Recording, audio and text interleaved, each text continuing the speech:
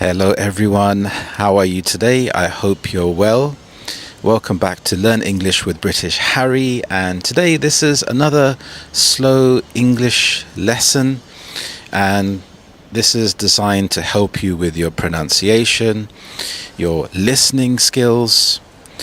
So I was thinking about when it comes to learning English, it's nice to think about different topics. Now there are so many different topics to learn about. And today I wanted to talk about tennis, particularly because we have Wimbledon coming up very soon. And notice how I said particularly. This is one of my favorite words and it's quite nice to say. So you can repeat after me, particularly. And Wimbledon is a special occasion in the UK because the weather starts to get a bit better. Everyone is out and about playing tennis. And do you play tennis? Let me know in the comments below. I do enjoy playing tennis, especially when the weather is better. When I was younger, I used to follow tennis a lot more than I do now. I think it's because I had more time. When you get older and you have more responsibilities and you have a family, it's very difficult to spend time on your hobbies. So I watch the big tournaments when they come around. When I was younger, I remember players like Andre Agassi, Pete Sampras, and I have fond memories and nostalgia when I think about these players. So nostalgia is when you think about things from your past. And sometimes you can have rose-tinted glasses. When you have rose-tinted glasses, this means that you look at things in the past and think they were better than now. But this isn't always the case. I think it's because you have a personal connection to the past. So you have those fond memories. I remember when I first saw Pete Sampras, he was an amazing tennis player and he dominated Wimbledon. It felt like he kept winning year after year after year. Now, you haven't really had any British champions. I remember a player called Tim Henman, and Wimbledon even named one of the hills, I think it was Henman Hill, and there was a big screen outside for people to watch the match that were unable to get a ticket to go inside. And he did pretty well, but he didn't get to the final, if I can remember correctly. So he put up a good challenge and he was seen as an underdog. So an underdog is someone or a person or a team that is not expected to win. So it's quite fun to root for the underdog. When you root for something, this is when you support them. And it's fun to support the underdog because it makes the match more exciting. If you know this person is going to win, sometimes it can feel a bit boring. And I think that's only human nature because we want some kind of emotion. So we want some tension, like there's some unpredictability there because we're thinking, will he win? Will he not win? And the longer the matches go on, the more the excitement builds. So you had Pete Sampras, Tim Henman. Then we had a new era, it felt. So when Pete Sampras retired, you had players like Federer, Nadal, and that battle was really interesting because Federer was very good in terms of technique. And I think this is because he used to play a lot of squash. So his technique was outstanding. And when something is outstanding, it's better than normal. So instead of saying very good, you can say outstanding. And Nadal, on the other hand, he was more of a physical player. So he had a lot of stamina as opposed to Federer, who had a lot of technique. So it was an interesting contrast between the two. And I really enjoyed watching the matches, even on the women's side as well, with the Williams sisters and seeing their progress. And I think it was really good for diversity as well, to see people of different color actually winning and gaining a lot of support. So I think it was like the golden age of tennis. Then you had players like Djokovic, who seemed quite robotic, if I'm being honest, but a very good player. It just seemed he was good at everything. One player that springs to mind is also Goran Ivanisevic. I'm not sure if you remember, but he had a monstrous serve. He had a huge serve, and it was just so exciting watching him serve, because of the build up to the serve, and he could just serve incredibly fast. So when we think about different strokes in tennis, so a stroke is a particular movement that you do in tennis. So you have the serve. The serve is something which I am terrible at, because you have the toss, so you have to throw the ball up. So in terms of the verb, so you have to toss the ball up, which you are throwing the ball up, and you have to throw it in such a way that it's not too far and it's not behind your head, and then you have to hit the ball. So that's the serve. You have the forehand, you have the backhand, and you have different variations of this. You can have topspin, and you can have backspin, you can have the slice. One of my favorite strokes is the backhand slice. I love this stroke because it confuses people, because when the ball bounces, it will spin in the different direction that they expect. So the other player is going to hit the ball, so they set themselves up to place their foot close to the ball so they can strike the ball, but the ball would bounce in a different direction. So here they have to readjust, and it puts their timing off. And so with tennis, a lot of it is due down to timing rather than brute force. If you can have good technique, which is good timing, then you can play a really good stroke. So you have other strokes like a volley. So a volley is when you go close to the net and you hit the ball before it bounces. You have the smash. Again, you smash the ball before it bounces. The only difference is that you are hitting the ball overhead.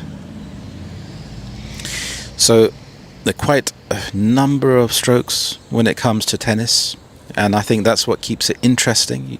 So you have to learn to master these different strokes, and it depends on the surface that you're playing on. Are you playing on grass, clay, concrete? A lot of tennis courts are concrete. For a lot of people that play recreationally, so if they just play for fun, a lot of the courts will be concrete, so the ball bounces quite high. When it comes to watching a formal match, there are quite a number of people involved. So if you think about it, you have the two tennis players. If it's a singles match, if it's a doubles match, you will have four. You will have the referee. You will have the ball boys or the ball girls. And it's a bit strange why they are girls and boys and not women or men, because I think a lot of men or women would enjoy doing that job. So that's a bit strange, but I think that's due to tradition, and a lot of tennis revolves around tradition. Then you have I guess they are the lines people. So they would look at if the ball is over the line. So you have the baseline. The baseline is the line at the back of the court. And if the ball goes over the line, it's called out. When it comes to scoring in tennis, also that's a bit of a strange system. So you have 15, 30, 45, and then you win the point. So you have 4 points to win. If it is equal, so we have, if it's 15 each to either tennis player, we would say 15 all. And when it gets to 40 all, it's called deuce. And then when it's deuce, the next person that wins the point, it's advantage. And then after that, the person wins the game if he wins that particular point. If he doesn't, then it goes back to deuce. So it can be quite interesting, and it builds up tension if the player goes to advantage, back to deuce, back to advantage, back to deuce. So as a spectator, is someone that is watching the match. As a spectator, it is really interesting, I think, to watch, because it's a form of entertainment, and it prolongs the entertainment, so it's not short. So you can actually get your money's worth, especially if you paid a lot of money to go and watch the match. Before I was talking about tradition, and with Wimbledon in particular, the players wear white, and it's a bit strange because why are they wearing white? So their t-shirt, their shorts will be in white. Yes, they may have some logos, but predominantly it's light. It's white. So when I say predominantly, I mean that more of it is more of something. So here it's predominantly a white color that they wear. And I was researching this a bit, and I found out that it's due to sweat stains. So the judges thought that it was improper to have sweat stains visible, and wearing white will hide these sweat stains. So I thought that was a bit funny, that tennis, and 100 years ago, tennis was very prim and proper. When I say prim and proper, I think in terms of everything has to be neat and organized. It cannot be expressing your own style, for example. And I think that ties in with tradition, and it can be a selling point, and a selling point for tourists as well. If we think about why people travel to a certain place, it's because of that tradition. And especially in the UK, when you have a lot of old architecture, you have a lot of tradition, so many people like that aspect in terms of the royal family, for example. What I think is good practice is to think of a tennis player that you like or that you know about, and think about some adjectives you can use to describe this particular player. Is it things like resilience? So when someone is resilient, they are able to get past any difficulties, they can keep going. Do they have any particular strengths? Like they are exceptionally good when it comes to having a rally. So a rally is when the play keeps going back and forth. Oh yeah, I remember another tennis player who is Andy Murray. And Andy Murray is Scottish, but the UK media liked to promote him because Scotland is still part of the UK. So the newspapers and the media can say that the UK has had a good champion. So let me know what you think about tennis. Have you ever played tennis? Why do you like tennis? I like tennis because it's a relaxed sport. You do have things like pickleball or paddleball, which have become very popular. I've tried pickleball. I do enjoy it because there's less running and it's a bit more faster. Also, you don't have to have a really good serve, so I think it's more accessible. And when it comes to tennis, oops, a bit windy there. When it comes to tennis, you have to have the special equipment, so it's not that accessible for everyone. When something is accessible, this means that it's easy for someone to participate, because you have to have a tennis racket, you have to pay for the tennis balls, you have to pay for the tennis court, so there are more costs involved compared to a sport like football, for example, where you just need a ball. So sometimes certain sports, they can alienate other people and a group of people unless you have the money to participate in these sports. But I think tennis is good because it can be a very social sport. It's quite fun and it can be less boring than going to the gym or going running. So I think in life, variety is the spice of life. So it's nice to try different things. So let me know. Ooh, it's really windy there. So let me know what do you think about tennis, and I hope you enjoy this lesson. To keep improving your fluency, watch this lesson next. Thank you so much, and I will see you in the next lesson. Bye-bye.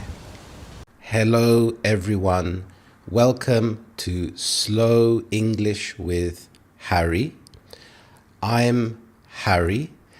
In today's lesson, we are going to talk about daily routines. When I teach English, many of my students ask, what is a daily routine? I tell my students that a daily routine is something that you do every day. Notice when I say the word routine, the stress is on the second syllable. This means I say this part for longer. Listen again. Routine. I have a morning routine. I wake up at 5 o'clock every morning. Then I go to the gym for about an hour. I like to go to the gym early in the morning because it is quiet. I usually exercise for about 1 hour or 1.5 hours.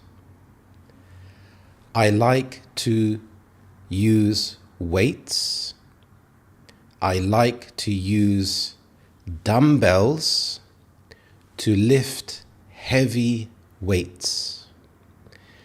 Then I like to do some cardio.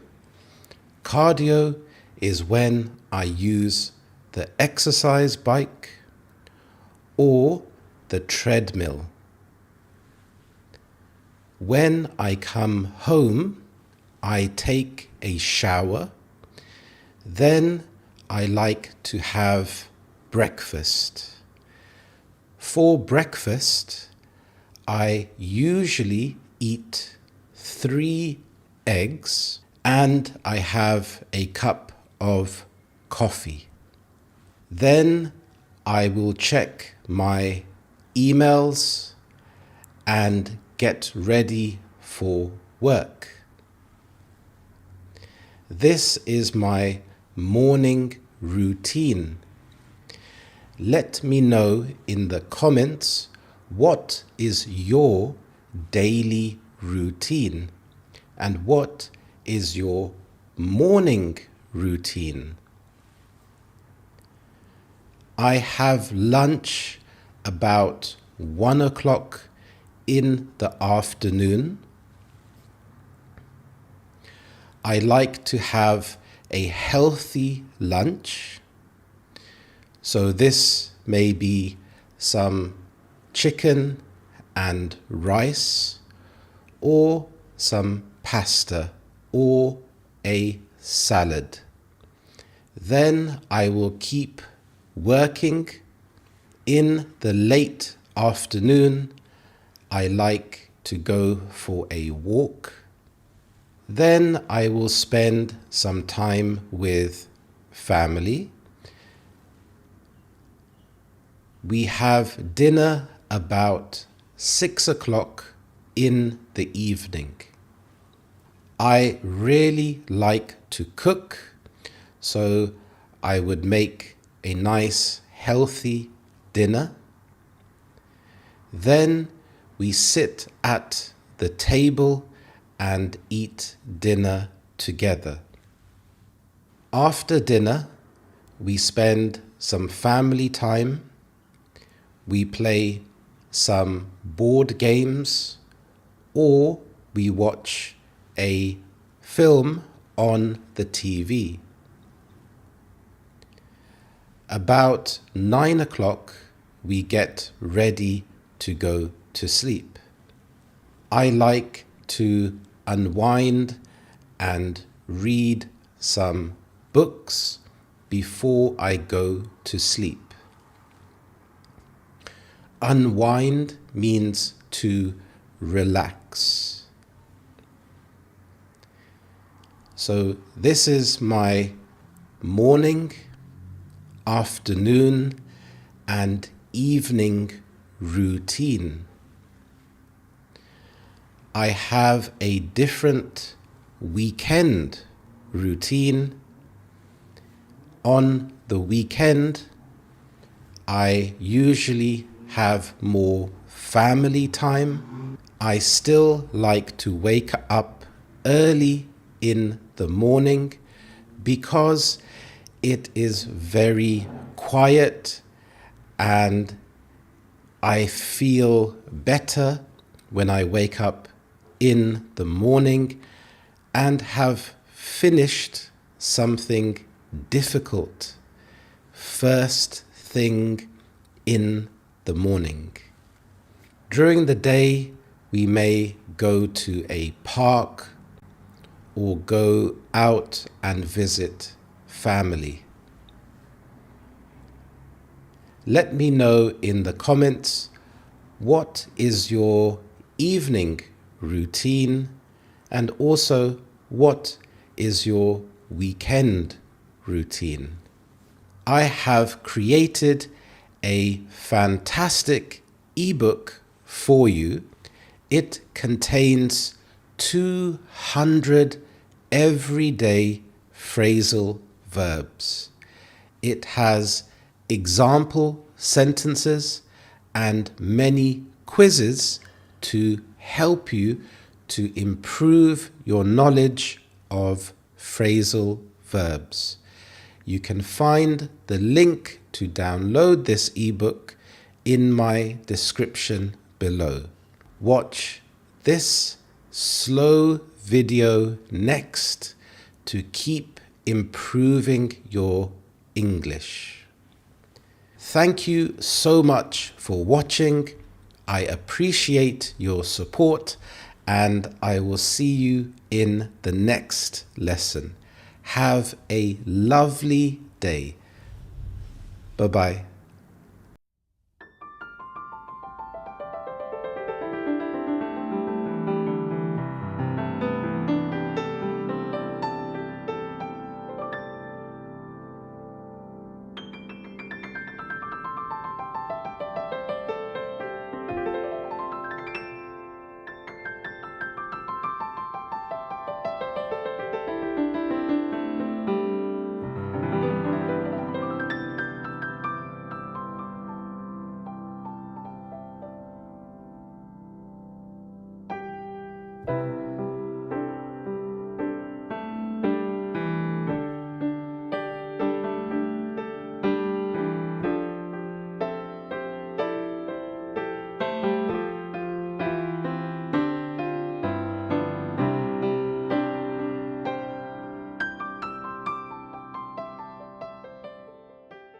Hello everyone, how are you today? I hope you're well.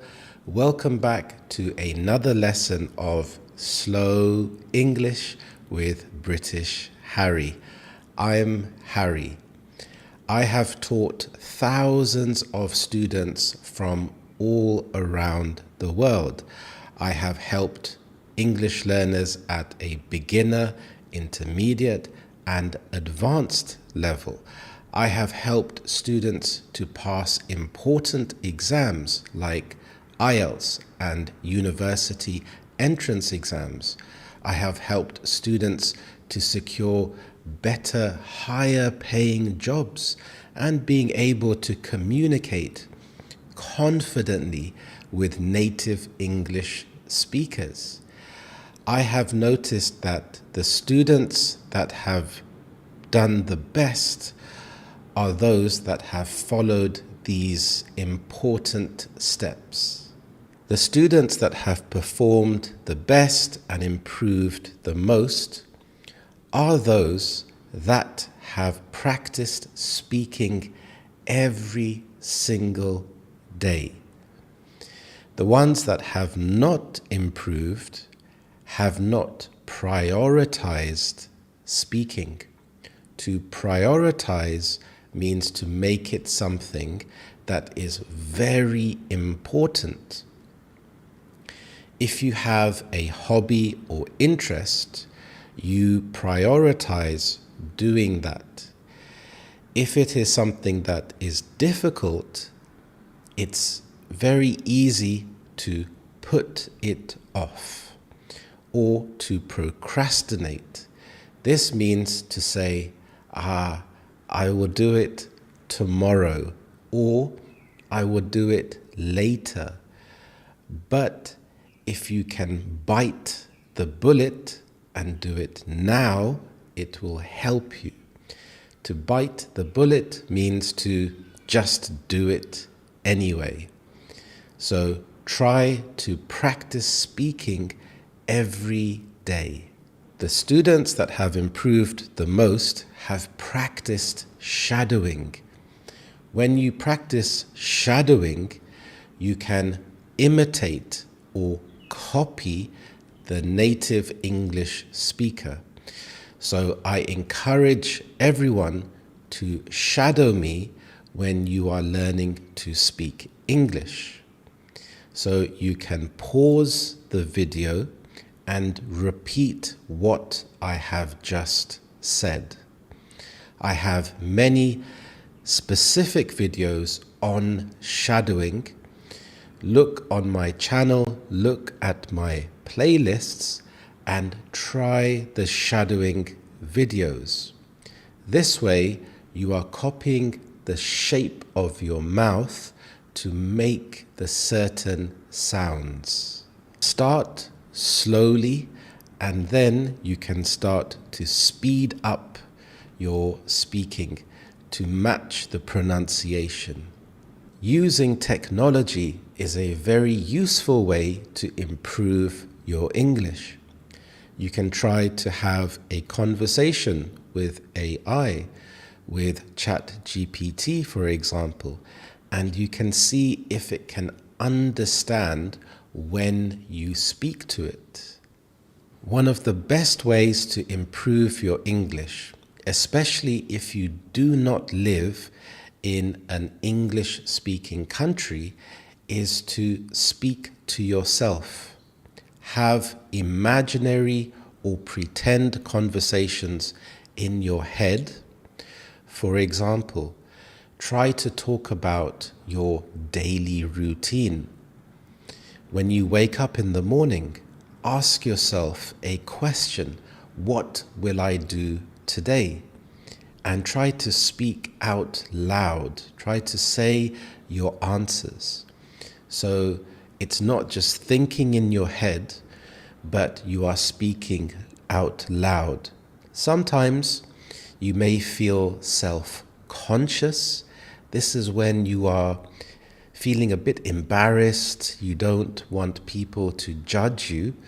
Then you can practice in your head, but you can move your mouth when you are responding. asking yourself questions is such a fantastic way to improve your English. Try to use the 5 W's: the who, the what, the when, the where, the why. If you go to a park, you can ask yourself, what can I see? I can see a tree. I can see a squirrel. I can see grass. You can ask yourself, why do I like going to the park? I like going to the park because it makes me feel relaxed.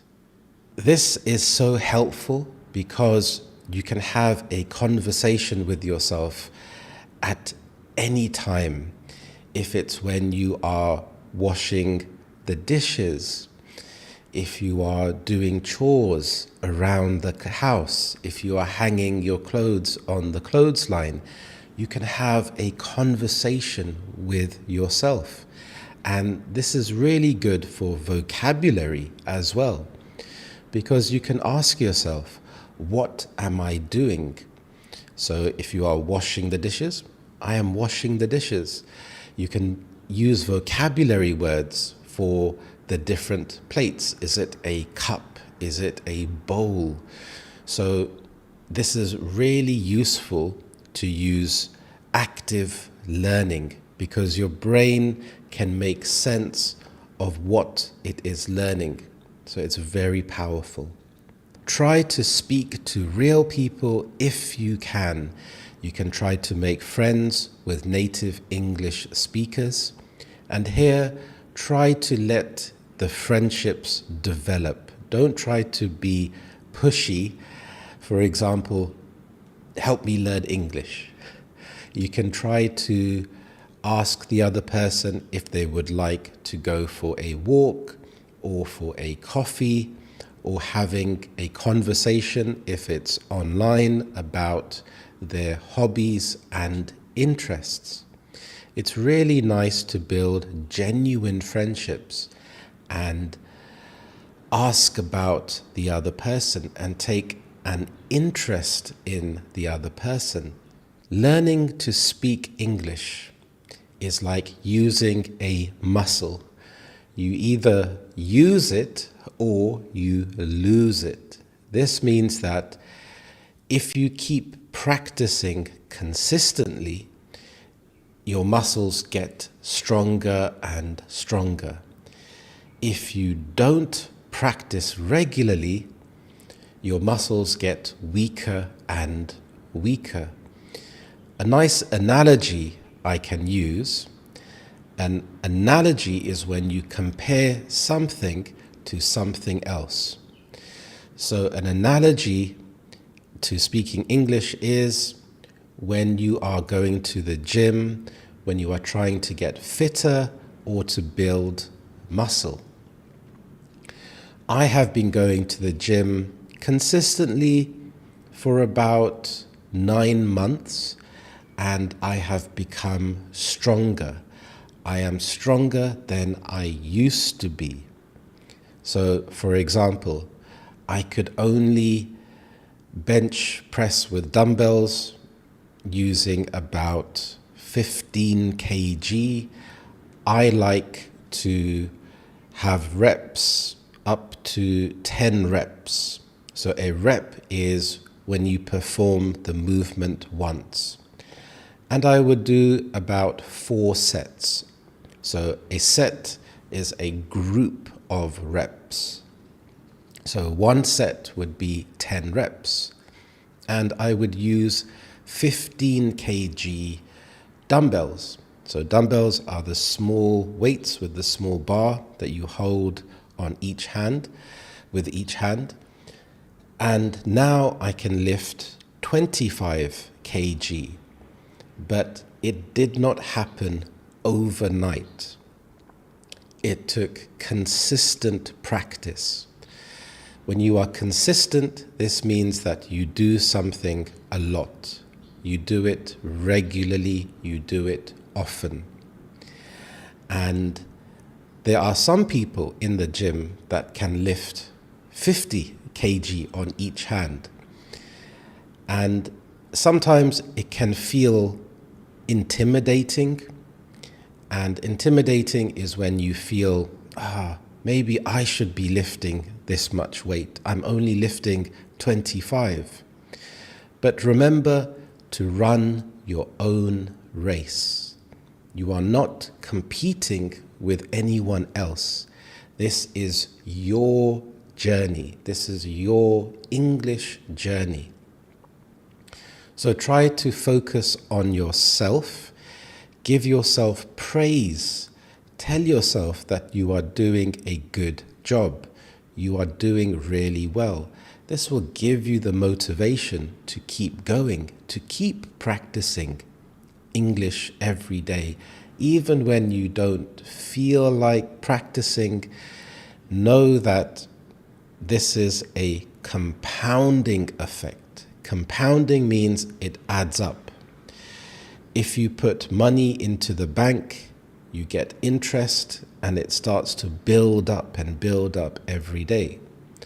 So building muscle, it takes effort. Sometimes it takes pain. You cannot sit on the couch and just imagine going to the gym. You actually have to go to the gym and lift the weights.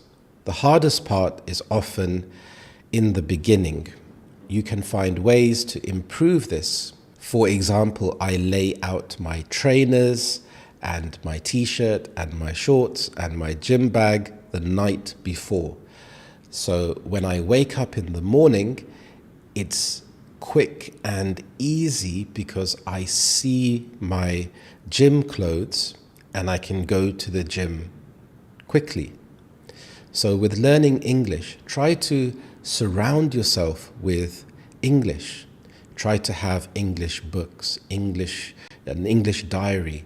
You can even write notes on a paper with your vocabulary and stick it up on your wall, stick it up on your fridge. So every time you go to the fridge to get some food, you see English vocabulary. So it's all about the mindset. Learning to improve your speaking begins in your mind. Know that you can do it. Try to practice every single day and speak out loud so that you can feel your mouth moving and making the English sounds. Remember, if you want to listen to faster English, have a look at my channel, look at my playlists, and you will find plenty of useful videos. I have created a brilliant ebook for you. It contains 200 phrasal verbs. You can find the link to this on my website, britishharry.com. To keep improving your English, watch this video next. Thank you so much. Have a lovely day, and I will see you in the next lesson. Thank you and bye-bye.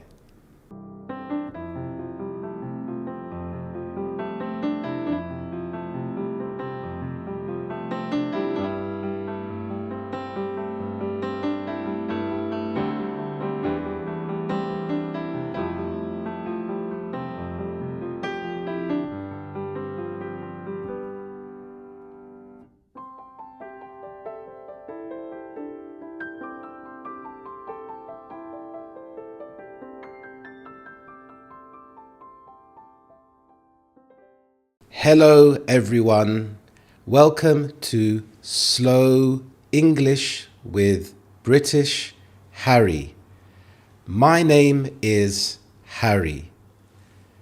When I teach English, we talk about the topic of family. You have siblings. Siblings means your brothers or sisters. Do you have any siblings? Let me know in the comments below. You have your mother and your father. Another word for mother is mum. In British English, we pronounce this as mum. In American English, this is pronounced as mom and spelt M-O-M. In British English, this is spelt M-U-M, mum. Another word for father is dad. Your mother's father is your grandfather, or in British English, we can also say granddad. Your mother's mother is your grandmother. In British English, you may hear people use the word nan. This is short for grandmother. And you can hear when I say the word fast, grandmother. You cannot hear the D sound. If I say the word slowly, grandmother.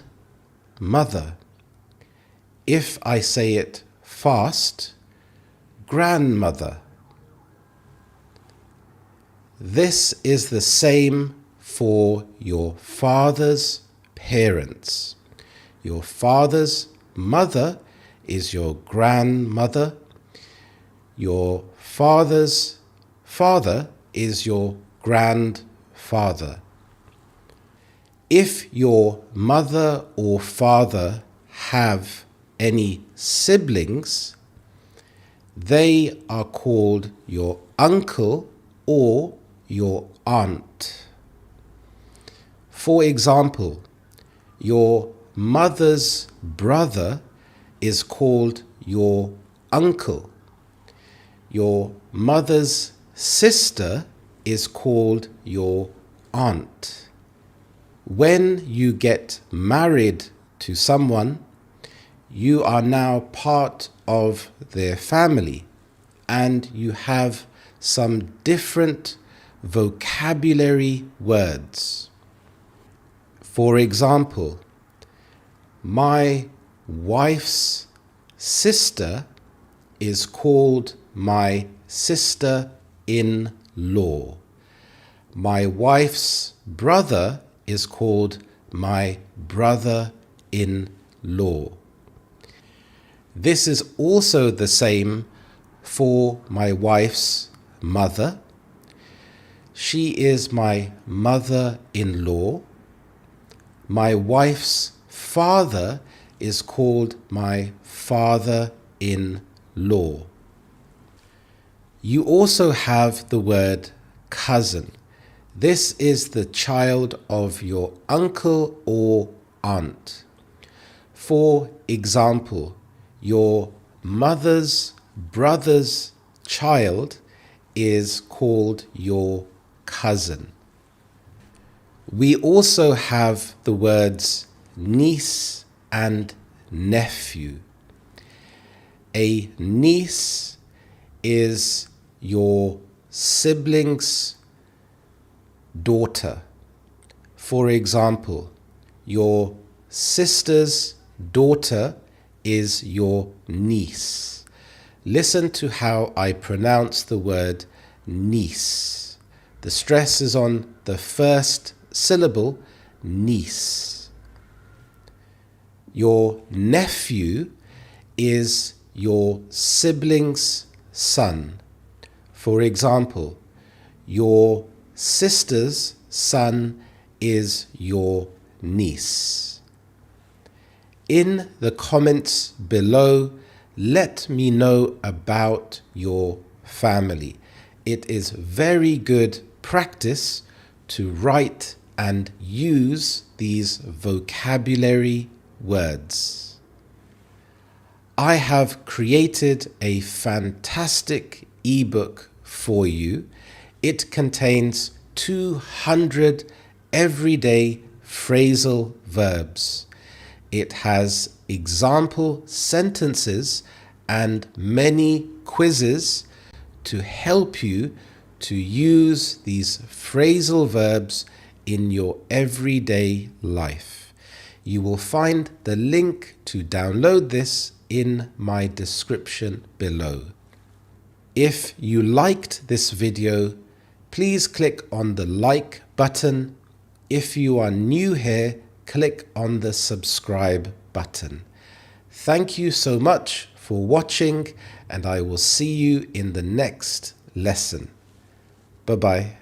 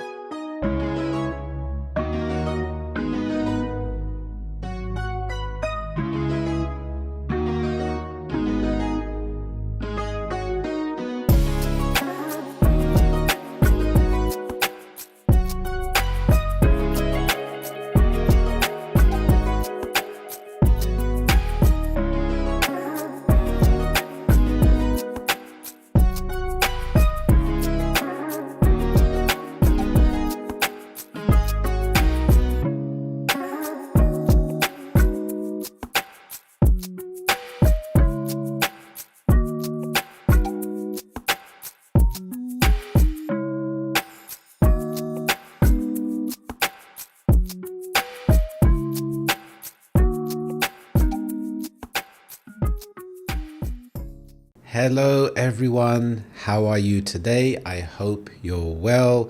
Welcome back to another lesson of Slow English with British Harry. I'm Harry, hi.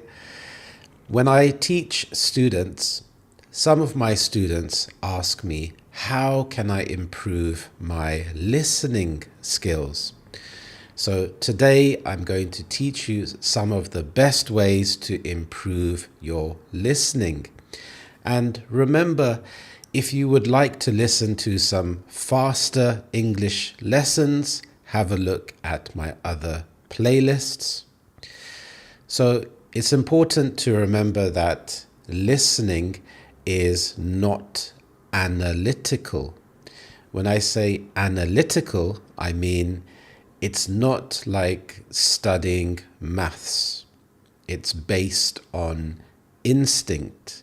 It's something that takes a lot of practice, and you will feel when something is right. I compare it to learning to drive a car. When you first start learning to drive a car, you need to know how the controls work. But when you are actually driving, you don't think about it. You don't think about what pedal to press. So the pedal, you have different pedals. You have the brake, you have the accelerator and the clutch, if this is a manual car. If you have an automatic car, then there is no clutch. But the whole idea is the same, in that you are not really thinking about what you are doing. You are reacting. You are acting on instinct. So the more that you can practice your listening, the better you will become. So try not to worry so much and try to analyze the grammar or the vocabulary. Just try to relax and listen to the English. Try to practice every day. So daily exposure is very important. Exposure means that you are aware of it. It's better to have daily exposure than just 1 or 2 days a week. And it's important to be realistic and try not to rush the process. I will teach you some ways that can actually speed up your listening skills. So keep listening. Now, one of my students who is based in Poland, is starting her own business and she wanted to improve her listening skills. So I advised her to try to increase her exposure. Try to listen to podcasts. I have a playlist of my podcast that you can listen to. Also, try to listen to English radio stations. One I listen to a lot is LBC. This is a radio station based in London, but there are many others on the internet that you can look for. Listening to slow English can help in the beginning because you can hear each word being pronounced. Like I said before, I have many other playlists, so you can listen to faster English to help you to improve your listening skills.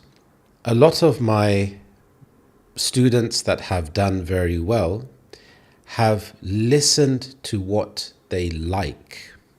For example, children or teenagers like to watch animation or cartoons. Adults enjoy watching job-related videos. So if you are in finance, if you are a lawyer or in business, then listening to business-related content can keep you motivated, and it comes very naturally. Even for myself, I like to listen to Arsenal podcasts, and this is helpful when I have to do chores around the house. So when I am washing the dishes, or even when I am driving in my car, I like to listen to English podcasts. You can listen to music, but when you listen to podcasts, you are hearing natural conversation. And having interest is very important. If it is a boring topic, for example, if you are a creative person and you don't like business, listening to a business podcast would be very boring. Your brain is going to switch off. So investigate, try to look for podcasts or content related to your passions, your interests. This is a very quick way to improve your listening skills. Using subtitles is great in the beginning, and you can slowly start to progress. This way you are under less pressure to try to understand everything, and you can always switch off the subtitles later. Try to match your expectations to your listening goals. For example, if you are an IELTS student, you can try to watch documentaries. Documentaries are very good to increase your general knowledge. You can watch specific videos related to IELTS topics. I have some on my channel. So things like travel vocabulary, talking about your hobbies. These are very specific goals. If you work in an office, if you work in business or even in IT, you can try to listen to workplace English. And again, you can find useful content on my channel. So if it's related to certain vocabulary, depending on business. If you are just listening to improve your conversational skills, here you can try to find videos that are entertaining.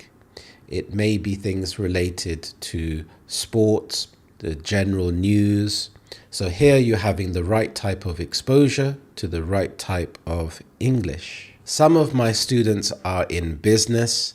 To help them to be surrounded by English, I've recommended that they go to the BBC website, have a look at the business section, and try to read the articles out loud, not just in your head, because this way you can practice your pronunciation and you can find vocabulary words that you're not sure of.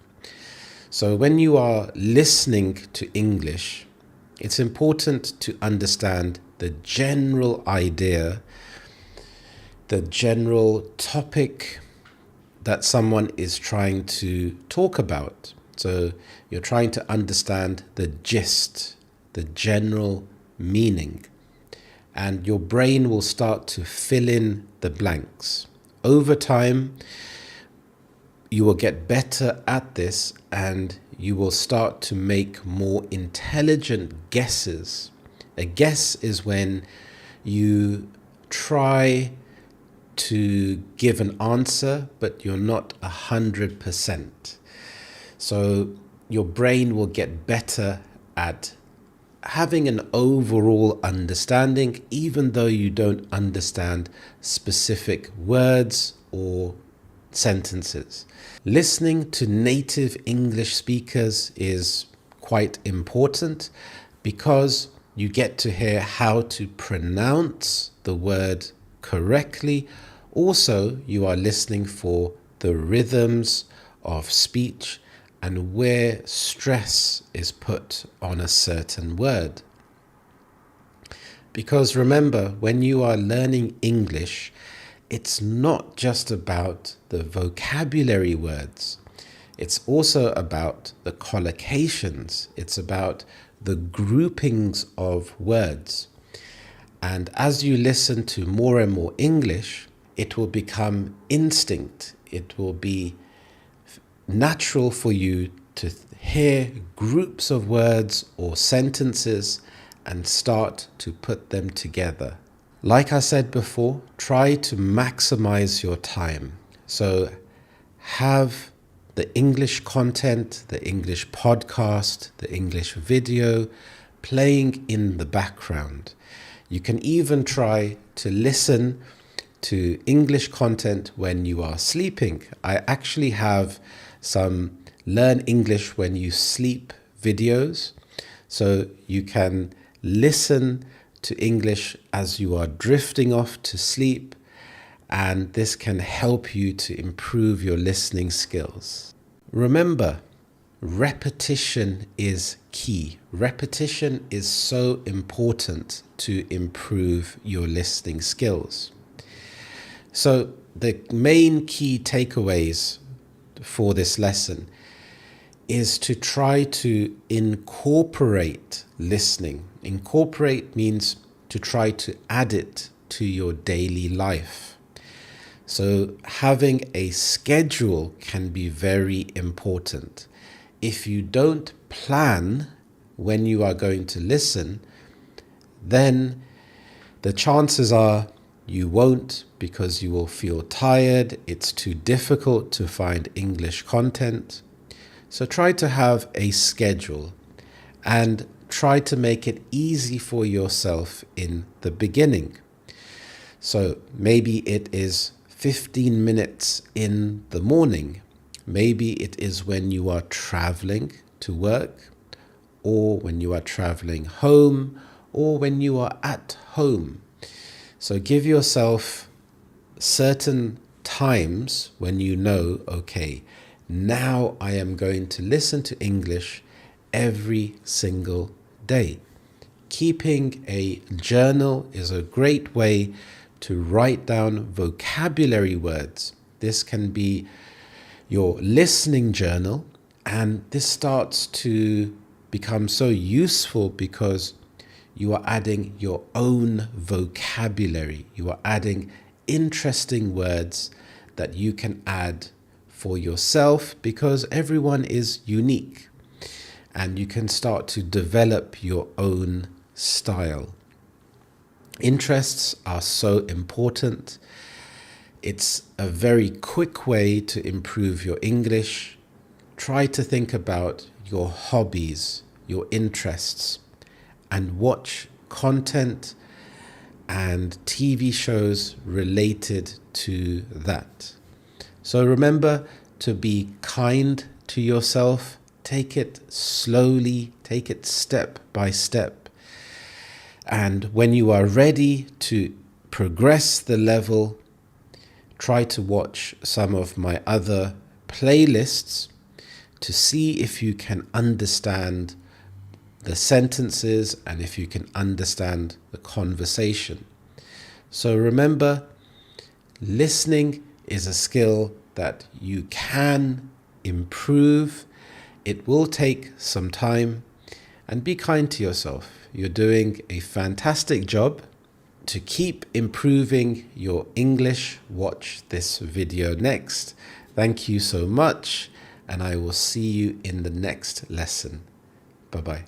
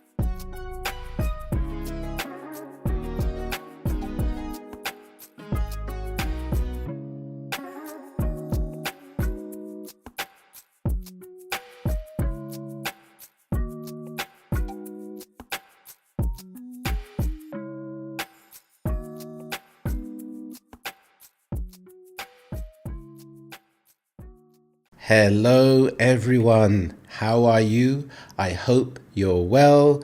Welcome back to another video of Slow English with British Harry. I'm Harry.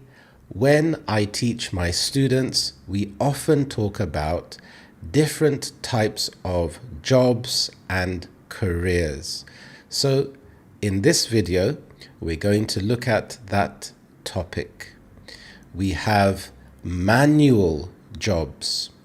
Manual jobs are jobs that you do with your hands.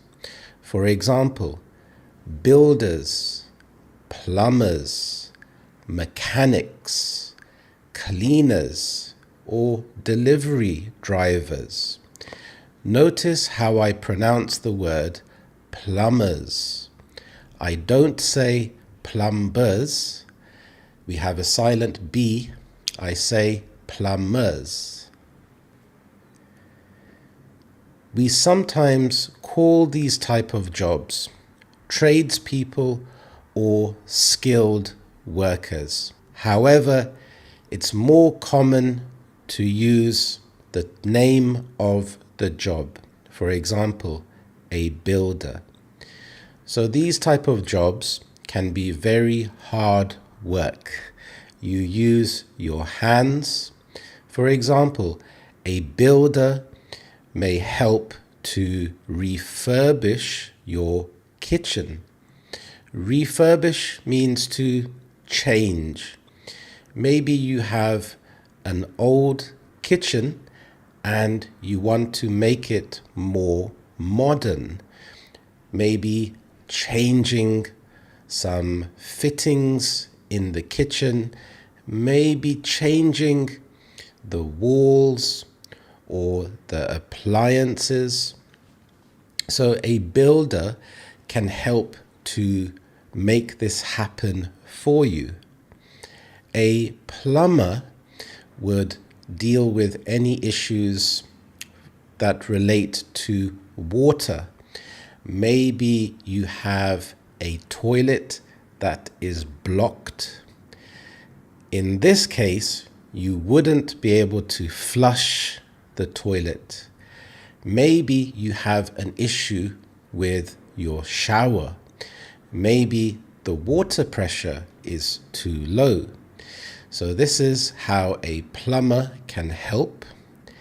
A mechanic can help to fix your car. In the UK, it's common to take your car for an MOT every year, and a mechanic would look at your car and check some basic checks. For example, to check the oil, to check any electrical issues. Cleaners would do chores in the house or maybe in an office, such as vacuuming the carpet or cleaning surfaces. And delivery drivers would deliver either packages for you or any type of food or different type of package. So you can see that with these jobs, you use your hands a lot, and it's a lot of physical hard work. So you use your body. As an example sentence, we can say, I used to work in a warehouse. I moved heavy boxes and loaded lorries. It was hard work, but kept me fit. So here, a lorry is a big truck, and it's common for delivery drivers or warehouse workers. If you work in a warehouse, this is a big building with many products, and people load. So they take the product and put it onto the lorry. Then the delivery driver would transport this to another shop or supermarket. Then you have office jobs. This is where you work at a desk. Some examples are accountants, admin assistants, IT support, managers, or human resources. So with these jobs, you don't use your physical body. It's more about work that is done at a desk. I think with IT support, you would go and use your body if you are moving IT equipment, but you are able to do some jobs remotely. Remotely means when you are working at the desk and using a computer.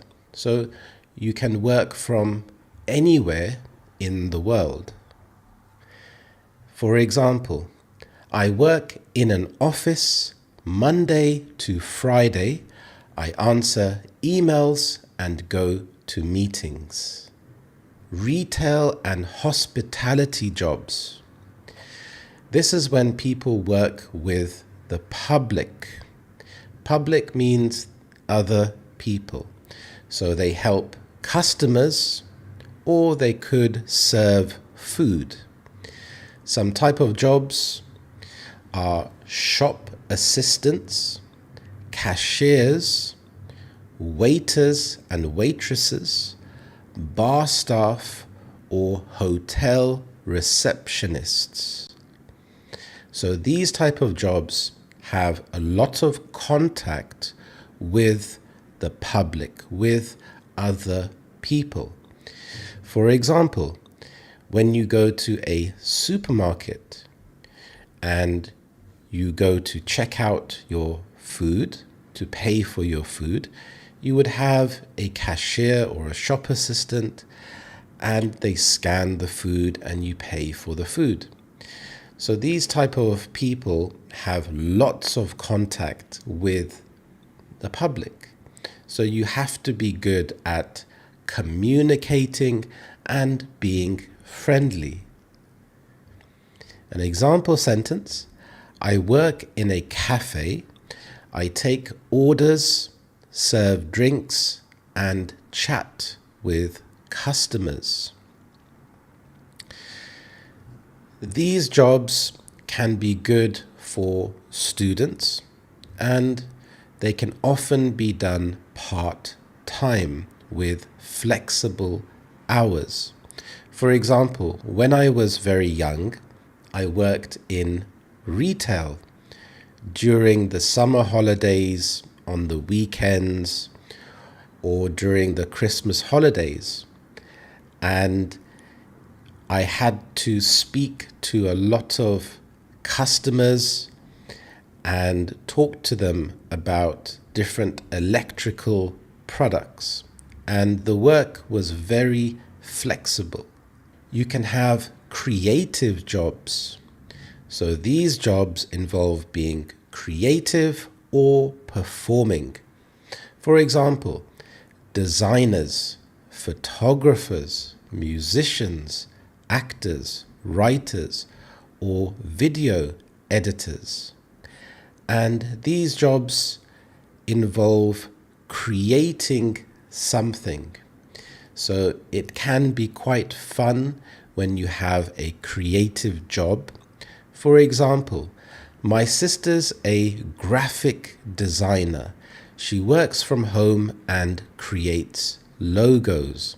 A logo is a small image of something that the company uses. For example, Nike has the tick and Apple has a logo of an apple. You have public service jobs. These are jobs that help the community. They are often run by the government or the NHS. The NHS stands for the National Health Service. This is free healthcare in the UK. Some example jobs are police officers, firefighters, paramedics, nurses, teachers, or civil servants. So these jobs, for example, a police officer helps the community. An example sentence: my friend's a paramedic. She helps people in emergencies. You could be self-employed. This is when you work for yourself. You don't work for another company. So you are your own boss. You could be a freelancer, a hairdresser, a gardener, a tutor, an online seller. An example sentence could be: I work for myself. I make websites and help people with their businesses. A nice thing to do is to think about pros and cons. For example, what are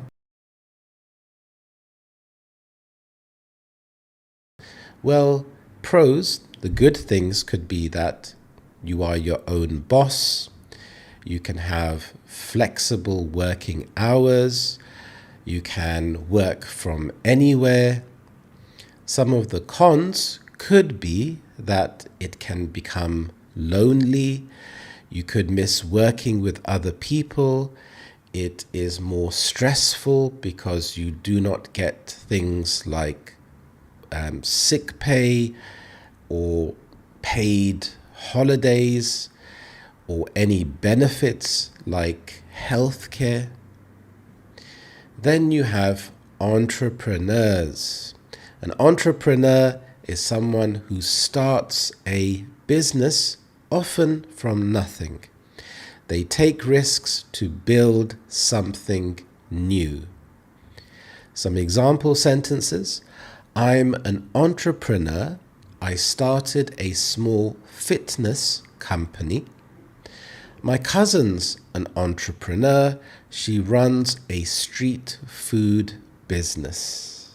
There are many ways you can talk about your job when someone asks you, "What do you do?" This is a very common question.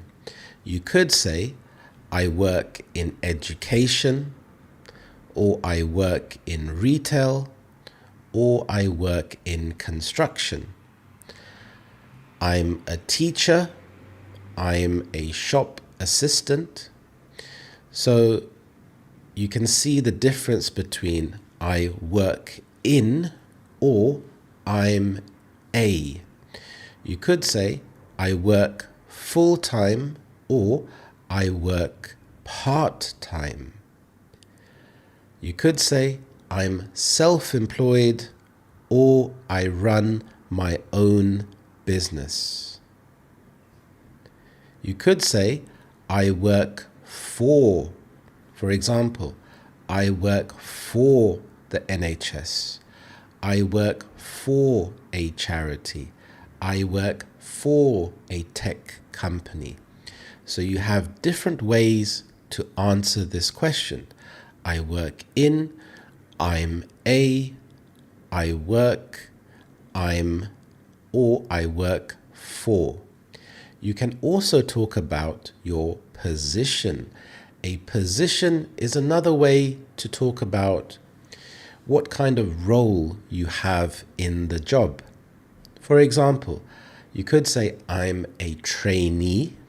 So a trainee is someone that is often quite young, or they've started the job.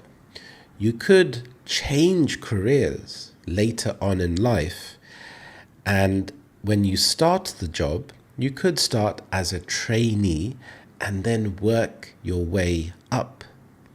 You could say, "I'm a team leader," or "I'm a manager," or "I'm in charge of training new staff." Let's have a look at the word entrepreneur. It's a little bit tricky to say. So we have entrepreneur. Say it after me. Entrepreneur. Again, entrepreneur. It's a bit tricky, but it's quite nice to practice. And remember, make mistakes when you are practicing. It's really good practice and important to not avoid saying the word. Be brave, practice the word many times, and you can do it. Dream jobs. A dream job is a job that you really want, even if it's not your current job. Do you have a dream job, or are you working towards it? If you are working towards something, you are taking it step by step to get to your dream job. It is interesting to think about a dream job because you can think about things that you like, even if you don't know the exact job. For example, do you like maths? Do you like art? Do you like music? Do you like teaching? Then from there, you can start to think about what elements you enjoy. If it's music, do you like singing? Do you like writing songs? And from there, you can get closer to your dream job. My dream job is to help millions of people to improve their English. Apart from trainee, we have some interesting vocabulary words. We have employee. An employee is someone who works for a company. So they are not the boss. They follow the instructions to help the team. And employees usually have set hours and a set monthly salary. So the number of hours doesn't change, unless you have to do overtime. A team member. In some workplaces, employees are called team members. And this is to make them feel part of a team. You could have a team leader. So the team leader helps the team members to stay organized. A supervisor could be another word for a team leader. So they watch over the other workers and make sure the team is doing the job correctly. You have a manager. A manager is more senior than a supervisor. They plan, organize, and make bigger decisions. An assistant manager helps the manager and sometimes does their job when the manager is away, for example, on holiday. Then you have a director or head of department. So they are responsible for a whole part of a company. They make big decisions and lead teams of managers. A boss is an informal word for the person in charge. It could be the manager, the director, or even the owner. You have the owner or the founder. This is someone that started the company. What would you want to be? Would you want to be an employee or a manager? Again, it's really nice to think about the pros and the cons. So let's try that now. What are the pros of being an employee? Well, firstly, you have structure. You know exactly how many hours you are working. Secondly, you have career progression. You can work your way up the career ladder to move to higher positions. What are the cons of being an employee? Well, you earn less than a manager, for example. Now, what are the pros of being a manager? Well, firstly, you can earn more money. A con could be that it is more stressful because you have to manage other people. If something goes wrong, the buck stops with you. This idiom means that it is your responsibility. Even if someone else, an employee, makes a mistake, you are the manager and you have to take responsibility. So the success of a project depends on how well you can manage and make sure other people are doing their jobs. So even though you are paid more money, there are extra responsibilities. So what would you prefer? Would you prefer to be an employee or a manager, and why? So these are some important vocabulary words associated with work. Remember, I have created a fantastic ebook for you. It contains 200 everyday phrasal verbs, and it comes with a bonus 1-hour video. So in this lesson, it's like I am there next to you, helping you to learn these phrasal verbs.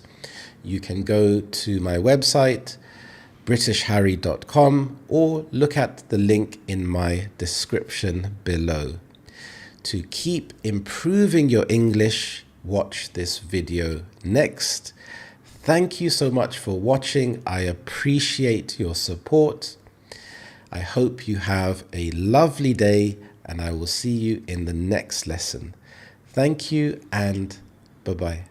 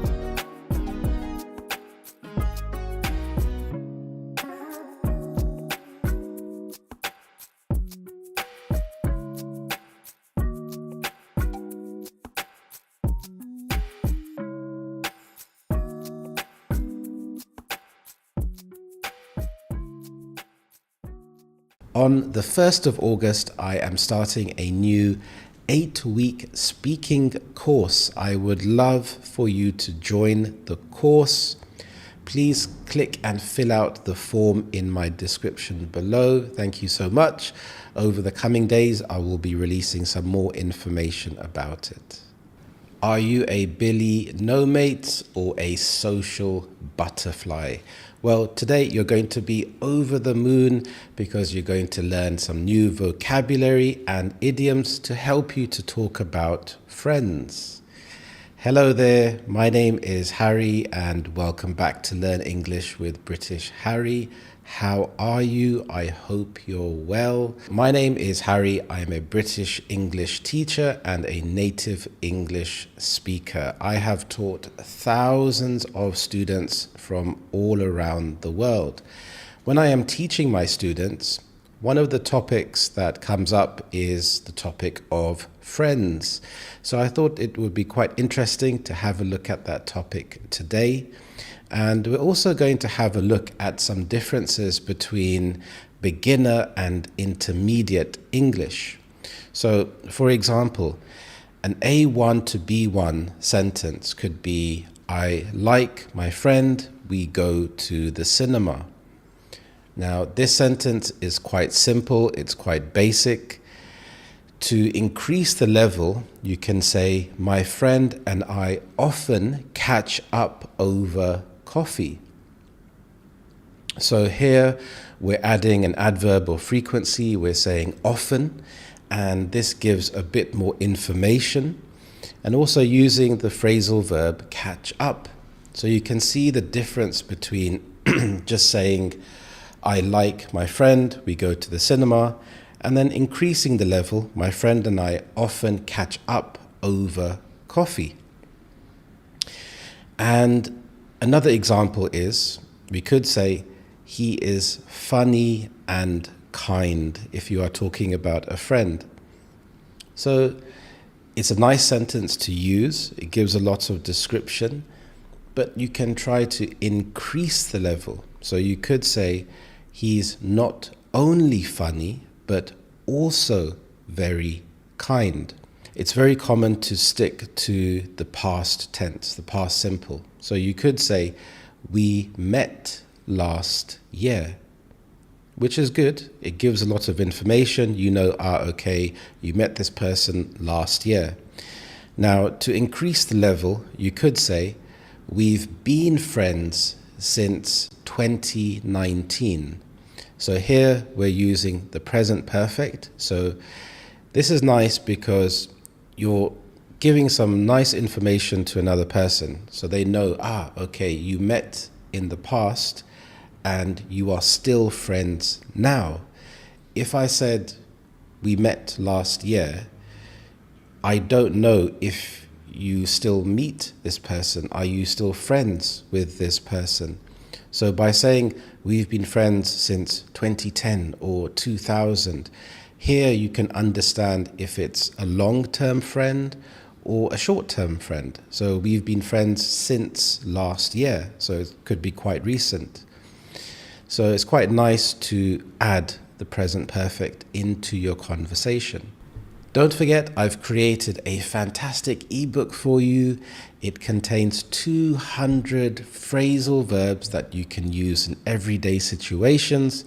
There are 10 categories, and wait, there's a bonus. There's a bonus 1-hour video where I go through the workbook with you. So it's like I am there next to you, helping you to master these phrasal verbs. There are lots of example sentences, pictures, and plenty of quizzes to test yourself. You will find the link to this ebook in my description below, so please check that out. Now, some idioms and expressions. At the beginner level, idioms are rarely used. As you start to progress, it's nice to know what the idioms are and how to use them. Even if you are at a beginner level, it's nice to be aware of some idioms. And like I've always said, when you're learning English, try to make mistakes. Making mistakes is really good. So if you hear of an idiom, just use it, even if it's in the wrong context, because you're going to get some feedback. You're also hearing yourself say the idiom, and it's really good for your brain to think, I'm actually using my mouth to make some sounds. When it comes to adding some descriptions and opinions, you could say, my friend is nice. Now, to increase it, you could say, I really admire how supportive my friend is, if you're talking about why you like your friend. So it just adds a bit more description. You're adding more of your opinion that your friend is supportive. You can even extend it to give examples of how they are supportive. Do they give their time when they are busy, but they still answer your call? They offer support when you are struggling in life, because friendship is really important, not only when things are going well in your life, but also when things are going badly, because you can connect, you can share experiences, you can help each other out. So what is a friend? I think it can be an individual opinion about what a friend is. But in general, a friend can be someone that you spend time with, that you talk to, that you care about deeply. You may not speak to this friend or see this friend often because life gets in the way, but you do think about them, and when you do see them, it doesn't feel awkward to make a conversation. You're able just to talk freely and openly. And when we're children, I think it's much easier to make friends because you play with each other and you see these people in school, in clubs. So it's a lot easier to make friends. But as we get older, I think it's a bit more difficult to make new friends. You can have lots of different activities that you can do with your friends. If it's just chatting, if it's just talking, sharing advice, going to a movie, playing sports. What do you like to do with your friends? So we have different categories. We can have work friends. So these are people that you get on well with at work. So you may talk to each other in between breaks. You may go for lunch with your work friends. For example, you could say she's more of a work friend. We don't really hang out after hours. So for some people, they like to separate work and personal life, although very often your work friends often become your friends outside of work. But some people like to keep a separation, so you just have friends that you have at work. You can have best friends. So this is your closest friend, someone that you trust more than other people. And do you think you can have more than one best friend? I think this is possible. I think having many best friends is possible because it's just people that you can share more openly with, and they can trust you to share things about their life. Now, an example sentence could be, we've been best mates since primary school. We're joined at the hip. So mate is an informal British word for a friend, and we're joined at the hip. So this means to be very close. So a hip is a part of the body connecting your upper body to your lower body. So to be joined at the hip means to be very close friends. Another sentence, my best friend is my wife. We've known each other since 2019. We support each other through everything. So here, the present perfect, we've known each other since. So this is nice to, again, like I said before, to show that this relationship started either some time ago or if it's quite recent and it's still continuing, which is very important. You can have a circle of friends. So this means that it's a group of your regular friends. These are people that you see often or that you talk to. So for example, he's part of my circle of friends from university. Now you might have different circle of friends. You could have a work circle of friends, a gym circle, a childhood circle. So if you think about the shape, a circle. So these are friends that are very close, and sometimes you feel that it's complete. You have enough friends. So sometimes you could be outside the circle of friends and you're trying to get through into the circle of friends. So for some people, their life is very busy. They don't have time to add extra friends to their life because they have a circle of friends. But it's nice to be open, I think, to new people, new experiences. Now, on the opposite spectrum, you have fair weather friends.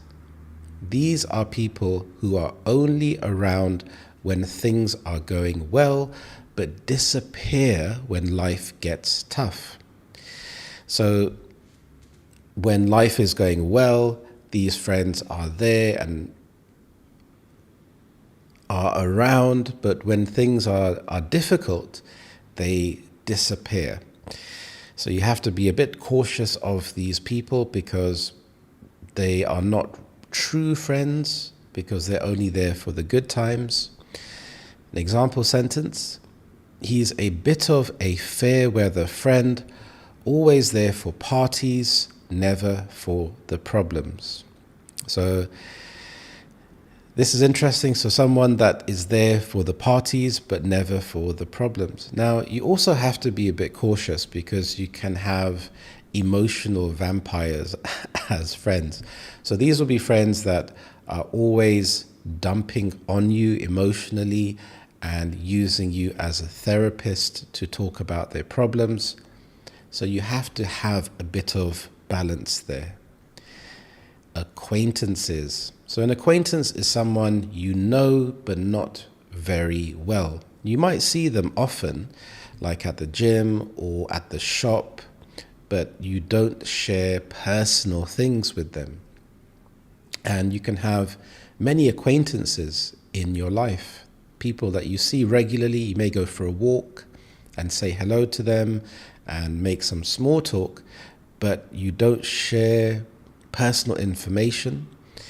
For example, we say hello now and then, but we're just acquaintances. Now, if we look at the word acquaintance, we can break it down as acquaintance. Acquaintance. So I'll give you time to try that word. Acquaintance. Well done. Very good. Now, a bit more modern, we can have online friends. Do you have any online friends? I think it's very easy to make friends online because the friends that you make have things in common, because you would visit, for example, forums, or you would play games or talk on social media. So even if you haven't met in person, you share something in common straight away.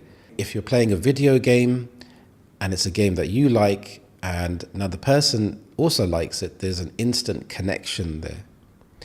And before the internet, you had pen pals. This is where you actually had to write a letter.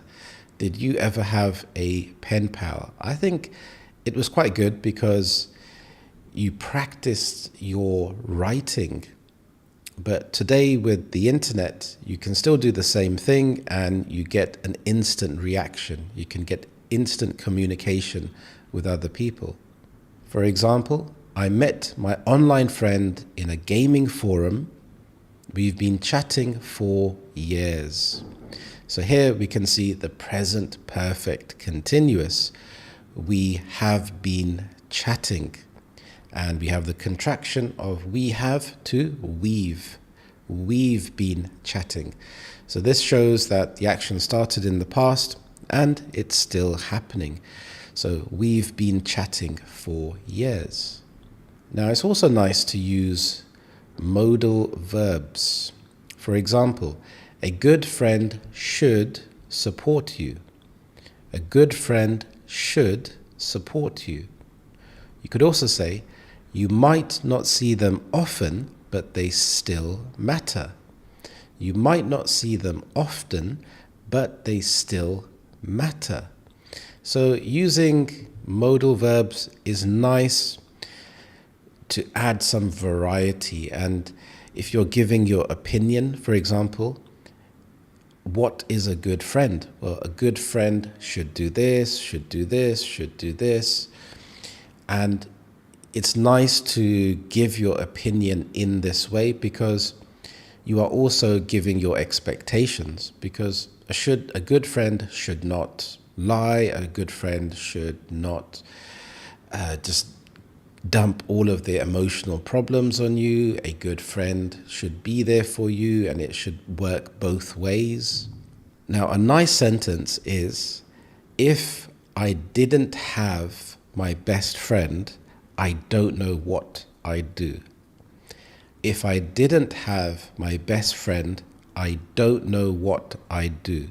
So here we have the second conditional, and it's used to talk about imaginary or unlikely situations. So this can be in the present or the future. So we have if plus past simple would plus the base verb. For example, if I won the lottery, I would travel the world.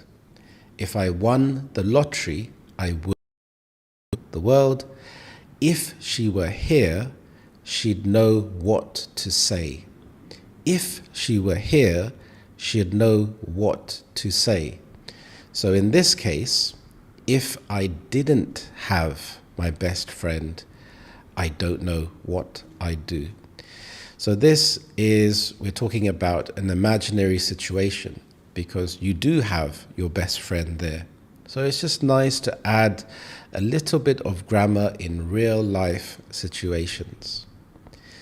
So today we've looked at the concept of friends, work friends, best friends, a circle of friends, fair weather friends, acquaintances, and online friends. And before I forget, at the beginning of the lesson, I talked about the phrase Billy no mate. Now this is a very informal phrase. It's a very British phrase to say that someone doesn't have any friends. So I wouldn't use it in a professional setting as it's very informal. I would only use it with other friends. And a social butterfly, this is someone that likes to interact with people. They like parties, they like being around other people. They're an extrovert. So today we've had a look at quite some interesting vocabulary, and I've given you some nice sentences there. So I hope you have enjoyed today's lesson. Let me know what you thought of the lesson below in the comments. Thank you so much for watching, and I will see you in the next lesson. Thank you and bye-bye. Hello everyone, how are you today? I hope you're well. Today this will be another slow English learning video helping you to pronounce each word and to hear British English in context. So let's discuss city life versus rural life. Well, living in a city, you have a lot of your mod cons. Mod cons, this is a phrase that means that you have a lot of convenient things close to you. So the mod cons can be things like appliances, could be a dishwasher, washing machine, a fridge. You can also have access to a laundrette. So If you don't have a washing machine, you can pop down to the laundrette and have your clothes washed. You can get your keys cut. So living in a city means that you have access to a lot of facilities. And it's very beneficial if things like convenience is very important to you. So you have a lot of things like entertainment. And let me know, what kind of things do you do in a city for entertainment? You have things like the theatre. There are many shows that you can watch in a big city, especially in a city like London. In particular, one of my favorites is The Lion King. If you get the chance to watch The Lion King, please do so. It's amazing. So you have the theatre. You can also go to small gigs. A gig is a small musical performance. You also have things like comedy shows. So you really are spoilt for choice when it comes to entertainment, both on a small scale but also on a big scale. You can have many music festivals, many art festivals, and different types of architecture. So in a city, they would like to promote things like the arts and culture by having unique buildings, unique architecture. And it is quite fascinating because if you like historic buildings, especially in a city like London, you can go and visit historical buildings. And it really adds to your sense of culture, sense of education. If we compare that to rural living or living in the countryside, it's a lot different, a lot quieter. You are in touch with nature a lot more. But however, you could say that in a city, you do have nature. You do have things like parks, zoos, but in a way it's a bit more artificial. When I say artificial, it's a bit more man-made. So yes, the trees are natural, but how it's constructed is not. So going into the countryside, you're exposed to more nature that hasn't been touched. It's more natural. So let me know, what do you prefer? And try to think of some reasons as to why. And once again, we can use our linking structure. On one hand, I prefer the city or countryside. But on the other hand, I prefer this. And try to go into reasons as to why. We can think about some interesting vocabulary words we can use. So for example, we can say picturesque. So if you go into the countryside or into nature and you see a beautiful waterfall or mountain, you can say it looks picturesque. If something looks picturesque, it just looks like beautiful. It looks like it's from a picture. You can try to describe the surroundings. So the surroundings can be serene, they can be calm, they can be tranquil.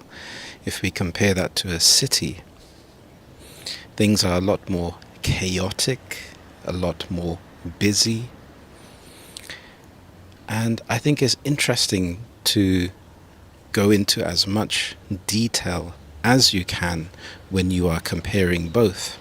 So we spoke about convenience, living in a city, but you don't get that in the countryside.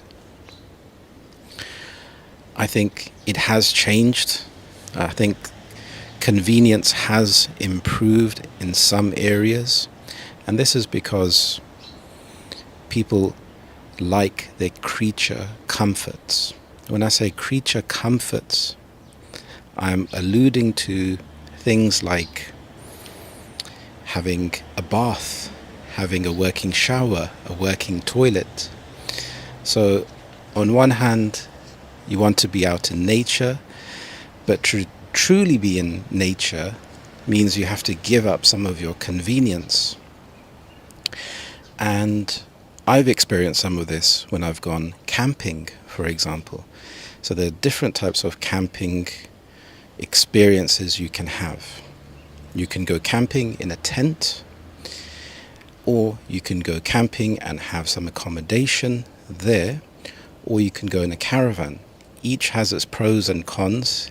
I think if you want the true experience, take a tent, and this means that you are sleeping outdoors overnight in nature, and I think it can be a good experience to try to fend for yourself. So when you fend for yourself, you have to try to think about, what am I going to eat?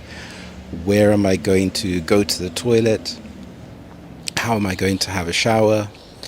So it forces you to be a bit more independent, and it's more like an adventure.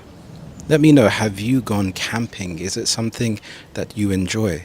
Personally, I love camping. I haven't been for some time. If you ever come to the UK, I suggest visiting Wales. They have some fantastic camping sites. And it really is a nice feeling to be out in nature, because it can put things into perspective. Another thing to consider is jobs. Many people move to the city because they have access to more jobs. If you're living in the countryside or in nature, you have to think about, what would you do for a living? I think some people live off grid. So when you live off the grid, this means that you are truly independent. So if we think about what we spend money on, it's things like your food, your rent, your utilities, your entertainment. If you live off the grid, you're not paying rent, you're not paying utilities because you're using maybe wood for fire, solar panels to collect electricity. So maybe you have a system to clean the water. So you don't need any money coming in because you're not spending money on anything. So this is something to think about. I have actually seen some videos about van life. And van life is connected to what I'm talking about, because I've seen people living in a van and traveling out to nature. So they would work in the city but live in their van, so they don't pay rent, but then they have quick access to nature because they're not having to pay for a hotel or accommodation. And that also seems to have a lot of pros, a lot of cons. Personally, I couldn't do it. It seems like it's too much work. But some of the vans that I've seen have been quite amazing. You have all of your things that you could need, like a bed, a TV, a working kitchen, a working bathroom. But then you also have to think about things like emotional connection with people. If you're living in the countryside, yes, you'd have more nature, but you'd be surrounded by less people. Now, depending on who you are, that may be a good thing or a bad thing. If you're an introvert, it may be something that you quite enjoy. However, if you are an extrovert, you may crave more human interaction. So it's quite interesting to think about, because living in a city means that you are constantly surrounded by people. But this doesn't necessarily mean that you won't feel lonely. You can be surrounded by thousands of people, but then you're not having that interaction with another person. And personally, I think having that interaction with other people is important for good mental health. It depends on the type of interaction. Is it genuine or not? A lot of the times, if the emotional interaction is not genuine, then it can lead to more problems. When you are living in the city and you're thinking about a career, you're often thinking about your career ladder, and you often have a social ladder as well. So having a career ladder means that you are starting at the bottom, and each rung of the ladder you're going up and up.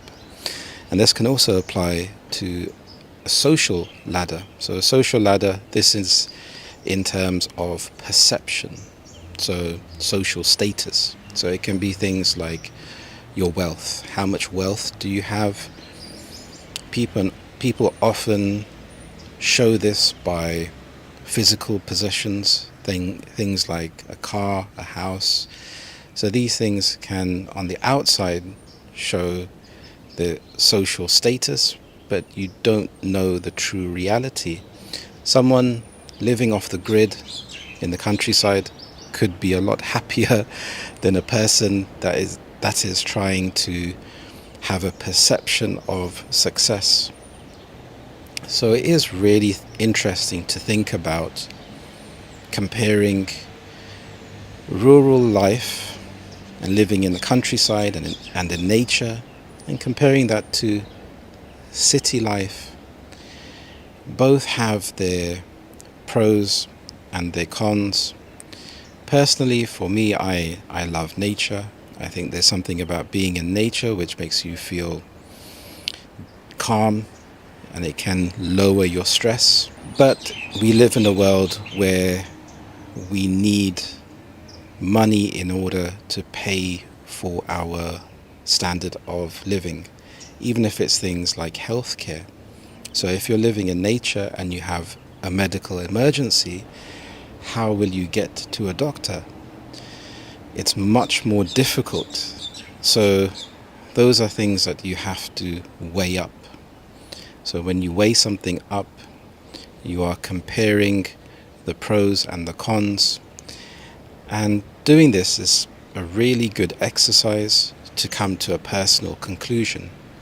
So we can have the pros, we can have the cons, and then we can bring some of the ideas together. And along the way, we can start to discover which things are more important to us. So each person would give a different answer because a different topic or category resonates with them differently. So you can find something that you feel passionate about and try to explore that idea to then give your own personal opinion. So I want you to let me know what are some of the pros and the cons for each. Let me know what your experience has been. Do you have a certain preference and why? For example, do you love the city for the museums and the architecture and the art? Do you love nature for how it makes you feel calm and peaceful? Also, do you have any favorite spots that you'd recommend? I'd love to hear from you. So remember to watch this video next to continue to improve your fluency and vocabulary. Thank you so much for watching, and I will see you in the next lesson. Thank you, and bye-bye.